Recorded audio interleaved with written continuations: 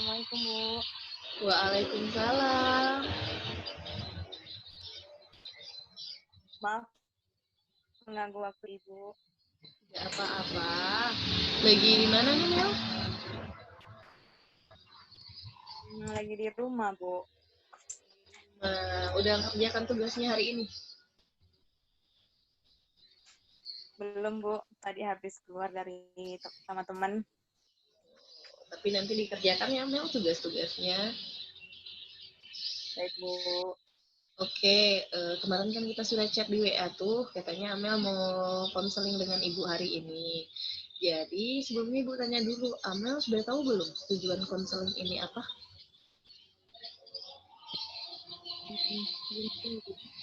Belum. Jadi tujuan untuk konseling ini membantu Amel untuk mengatasi masalah Amel dan menerima keadaan yang sedang Amel alami sekarang ini. Sebelumnya, apa Amel sudah pernah mengadakan konseling seperti ini? Belum ketemu, Bu. Belum pernah. Jadi mungkin Ibu jelaskan sedikit tentang konseling ini ya. Bahwa dalam konseling ini kita menggunakan asas. Yang pertama, yakni asas kerahasiaan, di mana apapun yang kita bahas di sini akan menjadi rahasia kita berdua. Jadi Amel jangan takut untuk mengemukakan masalah yang sedang Amel hadapi sekarang. Kemudian yang kedua, asas kesukarelaan. Kalau ini sudah jelas, Amel dengan sukarela datang ke ibu untuk mengadakan konseling ini. Yang ketiga, yakni asas keterbukaan, di mana di sini Amel bebas untuk mengemukakan apa yang sedang Amel alami, masalah apa yang sedang Amel alami sekarang ini. Jadi jangan ragu untuk mengemukakannya ya, Mel. Ya, Bu. Oke, kalau gitu apa nih yang mau Amel ceritakan ke Ibu tentang masalah yang Amel hadapi sekarang? Ya, Bu. Jadi, Bu, eh, Amel kan akhir-akhir ini sering keluar gitu, sering kumpul sama teman, sering kayak mengadakan acara. Jadi Amel tuh lupa mengerjakan tugas. Jadi diperhatikan juga di sekolah Amel tuh kayak akhir-akhir tuh nilai tuh turun nilai dari latihan, ulangan, nilai Amel tuh paling rendah dari teman-teman Amel. Jadi Amel tuh kayak takut lah kan, Bu, takut turun prestasi Amel, kayak merasa sedih juga lah gitu kan.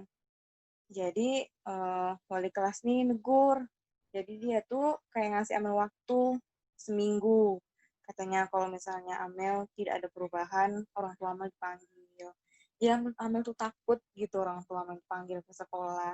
Jadi itu gimana tuh, Bu? Oke, tadi Amel mengatakan bahwa akhir-akhir ini nilai-nilai Amel turun ya drastis seperti itu.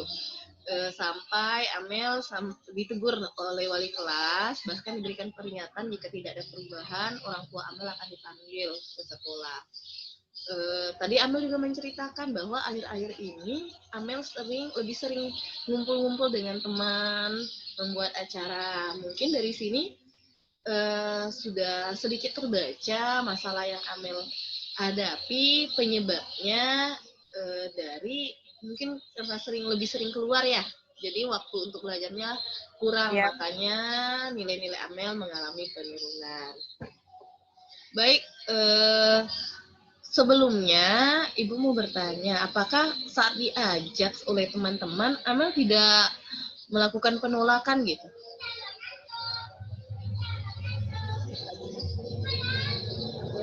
belum lihat lagi.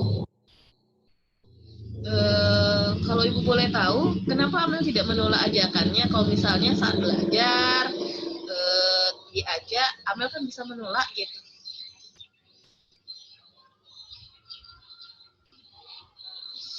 Amel tuh kayak segan gitu, Bu. Kalau misalnya teman ngajak tuh ya bisa-bisa saja gitu. Kok menurut aku kayak segan, takut kayak misalnya nanti teman tuh nggak mau lagi berteman dengan Amel gitu kan. Jadi ya gitu lah, Bu. Oh, jadi alasan Amel kenapa Amel tidak menolak, Amel takut nanti mereka malah tidak mau berteman dengan Amel. Jika Ibu lihat dari yang Amel ceritakan, sepertinya Amel tidak nyaman dengan kondisi ini, di mana Amel serba salah. Amel ingin menolak, tapi Amel takut dijauhi. Amel mengiyakan, tetapi itu mengganggu aktivitas belajar Amel, seperti itu. Iya, benar sekali, Bu.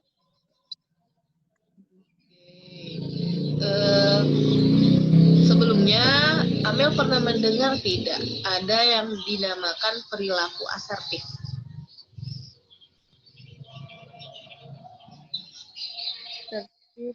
Belum pernah dengar, Bu.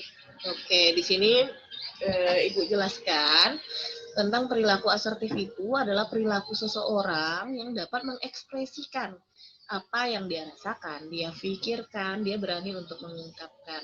Jadi, untuk permasalahan yang sedang Amel hadapi, tentunya Amel harus memiliki perilaku asertif, di mana Amel dapat dengan tegas menolak jika memang waktu itu Amel ingin belajar. Jadi Amel bisa memutuskan kapan Amel mengiyakan ajakan mereka ataupun Amel menolak ajakan mereka. Seperti itu.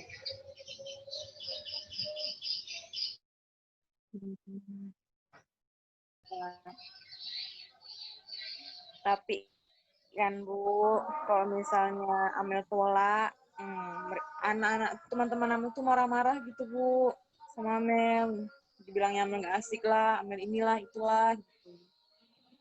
Oke, kalau Amel tolak malah mereka marah ya dengan Amel. Tetapi jika Amel mengiyakan terus ajakan mereka, apa Amel sanggup dengan kondisi seperti ini? Di mana tentunya ini mengancam nilai-nilai Amel gitu.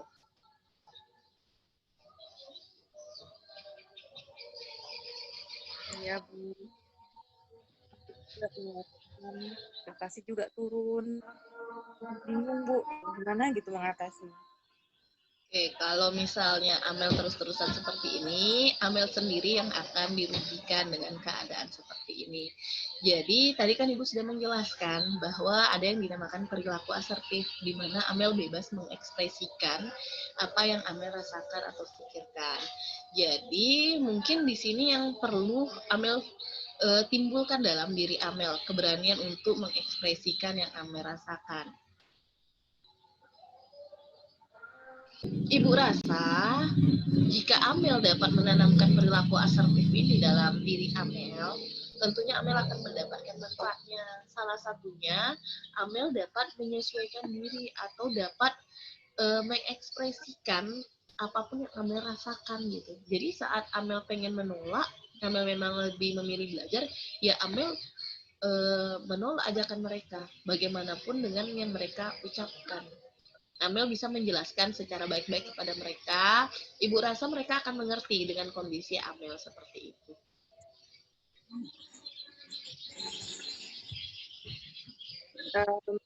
Jadi Bu,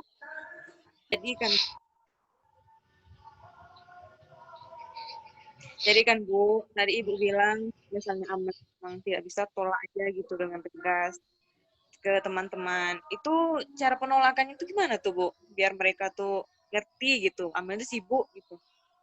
Oke, kalau cara menolaknya mungkin Amel bisa seperti ini. Kalau sekarang Amel tidak bisa, tapi nanti saat tugas-tugas Amel sudah selesai, Amel akan bergabung dengan kalian. Jadi Amel menolak untuk waktunya saja, tetapi untuk ajakan berikutnya saat Amel punya waktu, tugas sudah selesai, Amel bisa mengiyakan seperti itu. Itu Ibu rasa. Oh, gitu.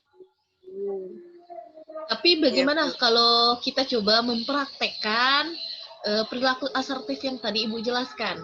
Di sini Amel anggap saja Ibu teman Amel dan Amel tetap menjadi diri Amel. Ya. Oke, kita bisa mulai? Baik.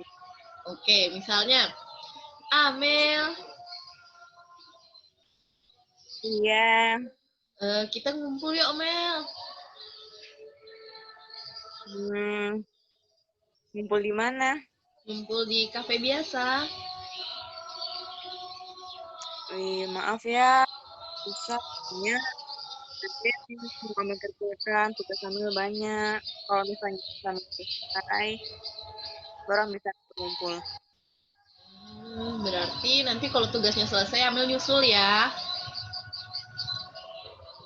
Iya, oke.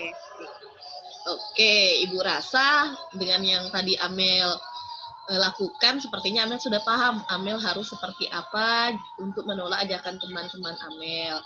Amel harus sedikit tegas untuk menentukan kira-kira mana yang harus Amel iakan dan yang Amel tolak untuk sementara, seperti itu.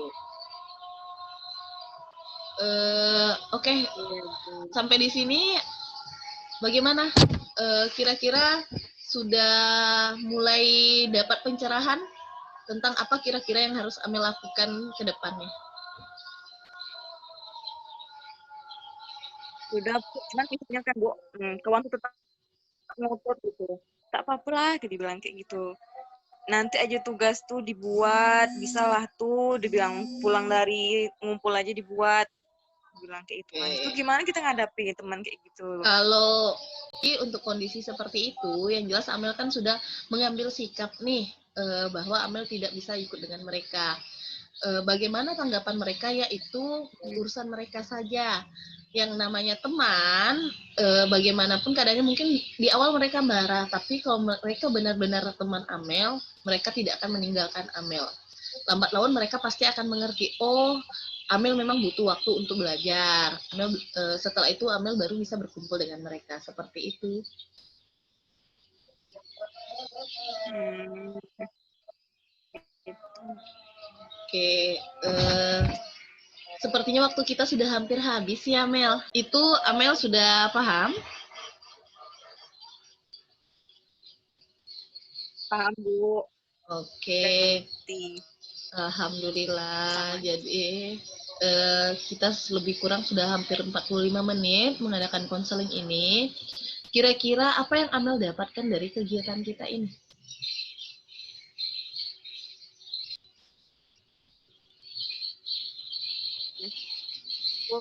Kamu sudah cukup mengerti dan Amel juga udah tahu apa yang harus Amel lakukan terhadap teman-teman Amel. Oke, alhamdulillah ya. Setelah konseling ini nanti, Ibu akan mengirimkan linknya, Mel, mengenai evaluasi dari apa yang sudah kita lakukan. Jadi, Ibu harap setelah ini nanti Amel silakan langsung isi di link yang Ibu kirim. Bagaimana perasaan Amel setelah kita mengadakan konseling ini? Rasanya tuh Bu udah kayak lega gitu kan, unek-unek tuh kayak udah tersampaikan. Itulah Bu, dan tahu juga harus yang Amel lakukan tuh.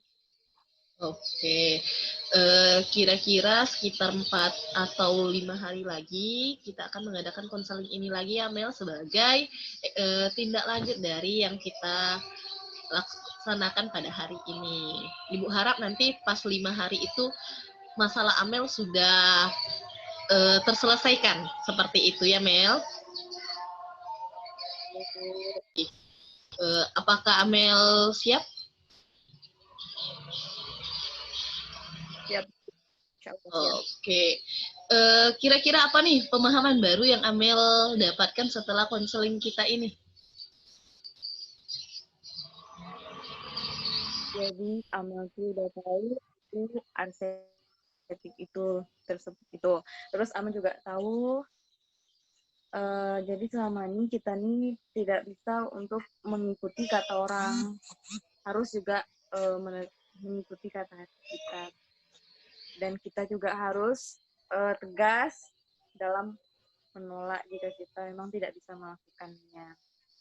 Oke, semoga dengan pemahaman baru yang Amel dapatkan ini bisa Amel terapkan sehingga masalah-masalah seperti ini bisa Amel atasi di kemudian hari. Seperti itu ya Amel. Ibu rasa sampai di sini konseling kita hari ini. Semoga apa yang kita lakukan hari ini bisa Amel jalankan sehingga masalah yang Amel hadapi dapat teratasi dengan baik. Seperti itu ya Mel. Itu baik. Oke, Ibu rasa cukup untuk hari ini Mel. Ya, Bu. Terima kasih, Bu. Iya, Amel.